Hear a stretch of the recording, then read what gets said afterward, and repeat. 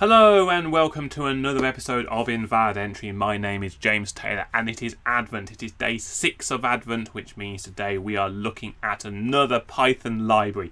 Previously we've looked at a bunch of Python libraries. We've looked at requests, we've looked at beautiful soup, we have looked at It's Dangerous, and we've looked at Ginger, and we've looked at something else as well which I can't remember, but I'm getting better. Today's Textblob, and it is nothing to do with fractals, which I know if you saw the picture you'd see a Mandelbrot, and it's got nothing to do with fractals, so I don't know why they picked a Mandelbrot as their logo. It is in fact a natural language processing library, which I find super interesting.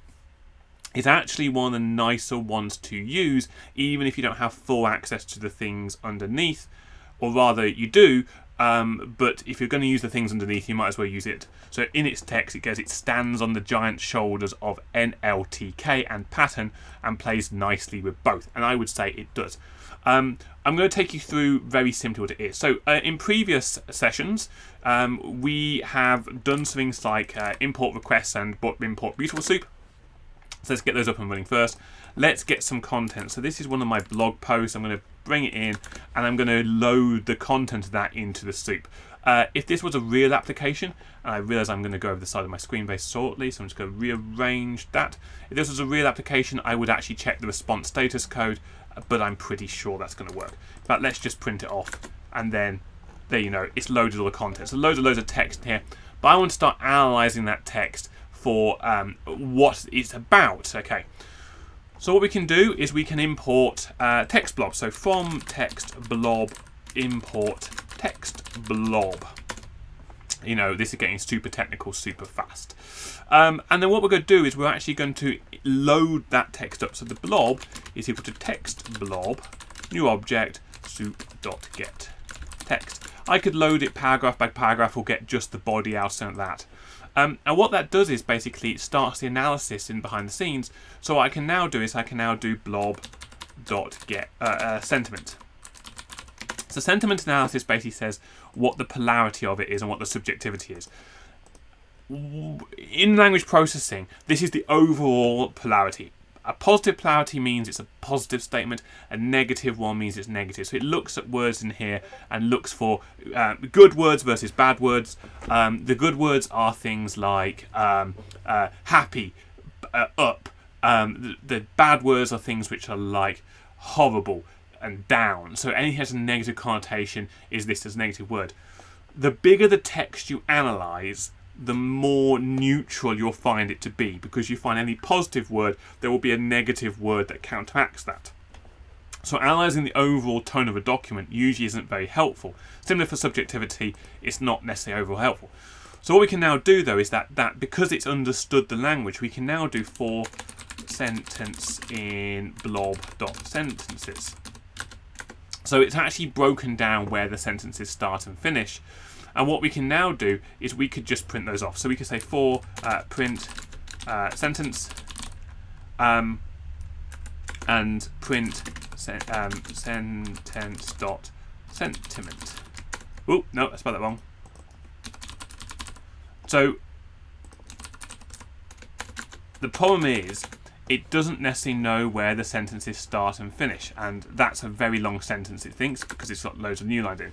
So it hasn't done a very good job at breaking this out. So you see that it thinks that's a sentence, and its sentiment is 0.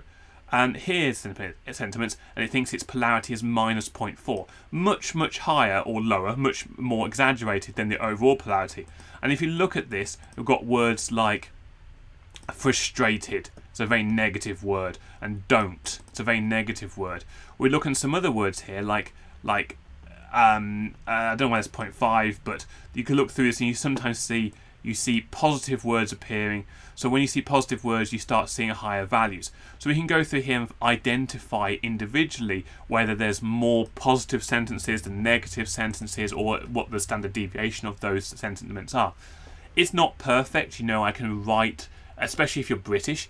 If you're British and someone says how you doing, you might say not bad, which for a British person means I'm doing all right. Whereas Americans say I'm doing great, you know, and that means I'm doing all right. different cultures have different ways of measuring the sentiment, and context matters. The point of natural language processing is to try to understand those contexts. So that's your very basic overview, is you can now work out. I don't want to see every sentence. What I'm actually going to do is I'm going to grab some code here, just paste it in. So if the polarity is less than 0.2 or more than 0.4, I want to print off one of these lines here, okay? So what we're going to do is run that through. So these are the very negative sentences, frustrated and don't. These are the positive sentences, which have words like up in it. So again, better, accurately, negative, it goes was disappointed in there. So if I want to tone this, I could then go through this language and actually find these sentences and maybe use this to write better things. You could also start doing things like analysing tweets. You could start doing things like monitoring different companies and seeing what they're tweeting. Are there stock reports when they publish things? Are those negative or positives? And maybe then building some kind of trade system to automatically pick which companies you want to invest in based upon whether news reports about those companies are positive or negative, or if it's news less negative than other reports. But this allows you to see very quickly about whether things are positive or negative in tone. Overall, as I say, you want shorter bits of text to analyse rather than longer ones, because you do find you get more exaggerated things one way or the other. It's not perfect. The other thing that you can do with Textblob is you can import classifiers. So classifiers are actually AI.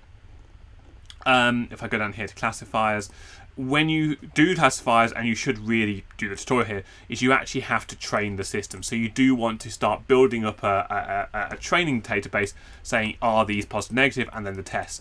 You build a classifier, it can be slow to load. Textblob, by the way, when you first import Textblob, that can be very slow to load up because it's loading up some of the AI bits behind it, the neural networks behind it, whatever. So be aware of that. And when you start doing classification, these can be slow. So you don't want to be recreating these classifiers on a loop. You just want to be creating it once and holding it in memory. So this is very much built for back office systems. You want to be doing this in a web page request, for example.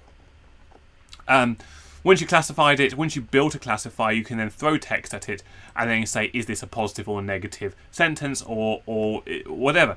So it's very, very powerful if you have certain technical documents or, as I said, business documents. You could say these are all positive phrases, these are all negative phrases, and then throw new phrases at it to sort of analyse it. So if you've got terminology and things which are specialist to your area, the documents you're analysing, it's a very, very, very. I mean, how you can also start saying how accuracy is your test. It's a fantastic little thing. It's fun to play with. If you've not done text analysing before, have a play with this. Start analysing some corpuses, some bodies of text, and then see where it goes. The other things you can do, just very, very quickly, we're 8 minutes, got a couple minutes left, is you can actually take a word and you can pluralise it and singularize it using this as well. It's a bit of a massive library if all you want to do is know what's the plural of a word. It's a bit of an overkill library for that, but it can change the context of sentences. It can actually rewrite sentences for you. It does also work in multiple languages. You can throw French at this, you can throw German at this, and it will work.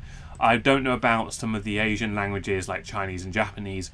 There may be better tools than Textblob for it. I haven't tried. But yeah, this is a fantastic little thing to use when you start analysing the positive negative. You may have to, if you use other languages, you may have to pass in extra arguments to the Textblob to give it a different training dictionary to begin with. But that's it. Anyway, we are trying to do 24 different libraries in 24 days. This is library number 6. I do apologise if you've been replying to previous ones and telling me what your favourite libraries are. I do apologise that if I haven't responded in the videos, because I am pre-recording these to try and get ahead as we head into the 23rd, 24th. Obviously, it's a big family time for Christmas, so I'm hoping to have recorded those prior to now. So I do apologise. But if you're interested, check out the other videos that are appearing somewhere over there. And yeah, if you like these, please leave me a comment about what you think about natural language processing, Python libraries. And also, if you've got your favourite library, please let me know as well. So hopefully I will see you all in the next episode.